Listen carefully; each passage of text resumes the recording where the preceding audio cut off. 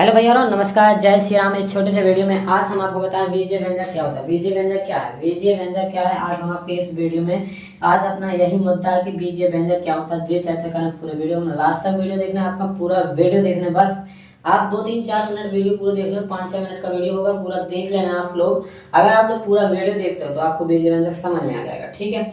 जरूर पूरा देखें। इसमें हम बीजीय व्यंजक क्या होता है परिभाषा बताएंगे, आपको इसको कौन कौन तरीके से बोल सकते हैं, इसे टाइप बता देंगे। मतलब टाइप तो ऐसे बहुत से होते हैं, इनको ज्यादा इनका वर्गीकरण मतलब टाइप्स के आधार पर नहीं इनको माना जाता।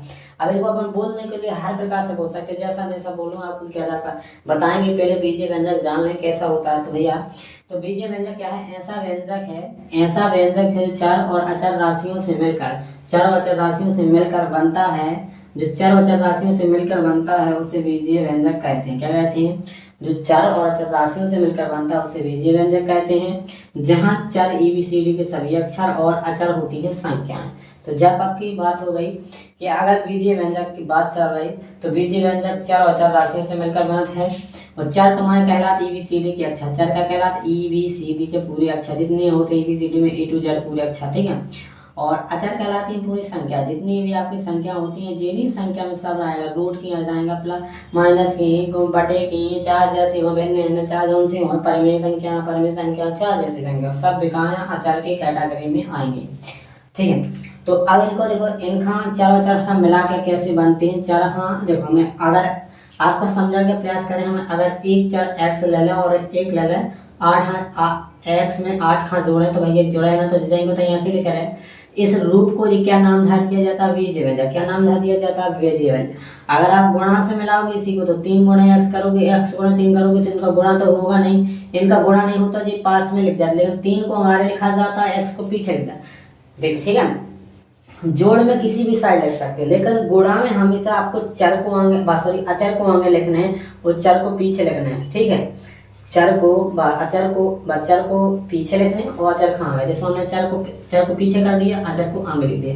बस आपको गुणा बस में करना है, सो और कुछ दिक्कत नहीं है। भाग में लिखो सो कुछ दिक्कत नहीं है, चार जहाँ लिखो, बस आपका गुणा में बस क्या करना है, अचर आगे लिखने और चर को पीछे कर देना है। अब इसमें जे ऐसे जितने भी यहाँ गुणा भाग जोड़ घटाना और इसमें जितने भी जुड़ेंगे तो इसी संख्या से जुड़ेंगे। तो भैया जितने भी आप देखें जिनमें ABCD के अक्षर लगे हों तो बीजीय व्यंजक हो। और बीजीय व्यंजक को एक दो प्रकार से बुलाया जाता है, जैसे आपका ये है। अब इसको जो इसमें 1-2 पद है तो इसको क्या नाम धा दिया, द्विपदी। क्या हो गया, 2 पद वालों को क्या कहते हैं, द्विपदी व्यंजक।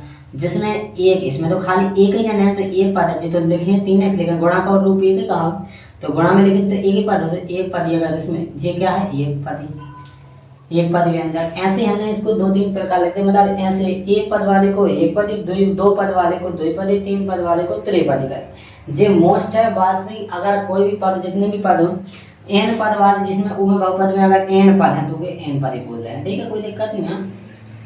n पद वाले को n पदी व्यंजक कहते हैं, ठीक है। वैसे तो आप 2-3 जे ही ध्यान रखना है, तो एक पदी, द्विपदी, 3 पदी, त्रिपदी, मतलब इतने ही रहेंगे और बाकी नहीं आएंगे तो, लेकिन उनके नाम नहीं पूछे आपसे। 3 पदी फिर आपका 4 पदी ऐसे 5 पदी ऐसे नहीं होगा, आपको उनका नाम दिया ही नहीं, आपको बताया ना। अगर आप नियम अनुसार देना सकते हो तो दे सकते हो, 4 पदी में कोई दिक्कत नहीं। 4 पद वाले व्यंजक को 4 पदी कह देगा, ऐसा ना अपने अनुसार।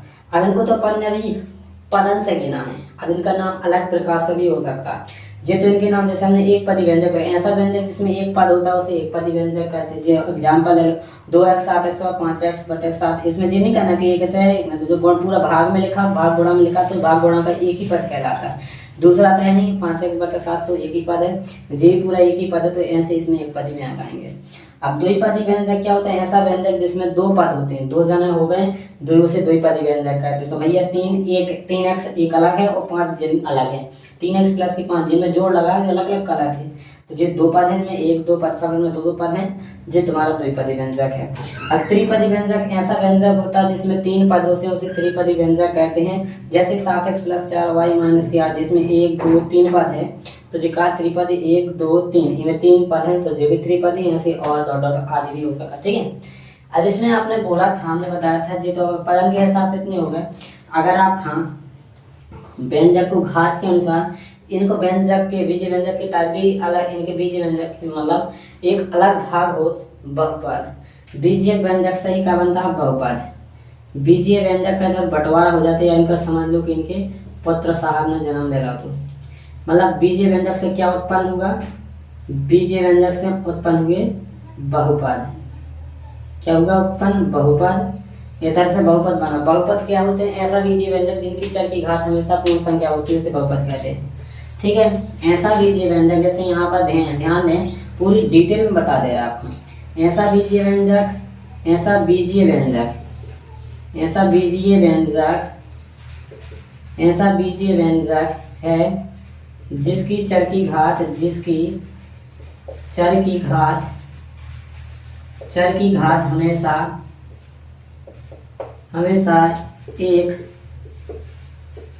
पूर्ण संख्या होती है, पूर्ण संख्या होती है, पूर्ण संख्या होती है, उसे बहुपद कहते हैं। क्या कहते हैं उसे, बहुपद, बहुपद कहते हैं। बहुपद भैया जी ये पता नहीं है, आप पहले अपना बीजीय व्यंजक पता, बीजीय व्यंजक पता हो तो तुमसे बहुपद अच्छे से बन जाए। आप बहुपद कहाँ का हो, चार समझो बीजीय व्यंजक को लड़का है या लड़का है या पुत्र है, कुछ भी मान लो कि इनको एक ही पुत्र हो, तो इनमें क्या छठे, इनके पुत्र साहब के अलग गुण रहा, इनके गुण में कहा है, इनके गुण ऐसे हैं कि इनकी चर की घात कभी एक्स वाई जेड, इनकी घात कभी माइनस में नया, मतलब चर की घात हमेशा पूर्ण संख्या है। पूर्ण संख्या मतलब 0 से चालू होती, 1 2 3। पूर्ण संख्या कैसी होती, पूर्ण संख्या कैसी होती, पूर्ण होती 0 से लेकर अनंत तक। क्या, तो 0 से लेकर अनंत तक की कोई भी घात हो सकता है, लेकिन माइनस की ना बटे की कोई नया है। तो हमने देखा भी होगा कि बहुपद में अगर माइनस एक्स की घात माइनस की 2 है ना, तो जो बहुपद नहीं, बहुपद नहीं कहा है, जो का कहा है बीजीय व्यंजक कहा है। क्या कहा है, बीजीय व्यंजक। एक्स की घात माइनस लिखो तो इसको, इसका मतलब एक्स की घात 1/x² लिखा नीचे।